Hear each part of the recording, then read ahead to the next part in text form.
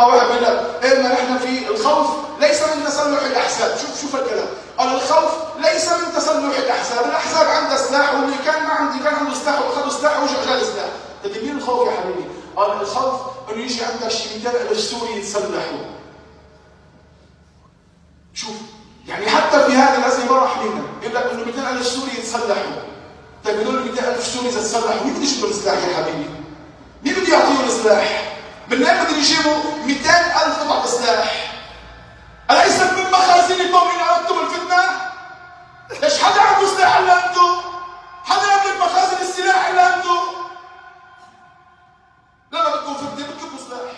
هكذا لا تتهموا أحد إنه بده حرب، أنتم إذا بدكم الحرب تعملوا الحرب. والآن اللي مهمنا الوضع إنه أنتم الذين تملكون قرار الحرب والسلم ما بدكم حرب، مرتاحين مبسوطين مكيفين عايشين أحلى أيامكم، بس بدكم تولعوها بشكل صغير الدولة ما بدها شيء. بس هذا القرار عندكم وليس عندنا.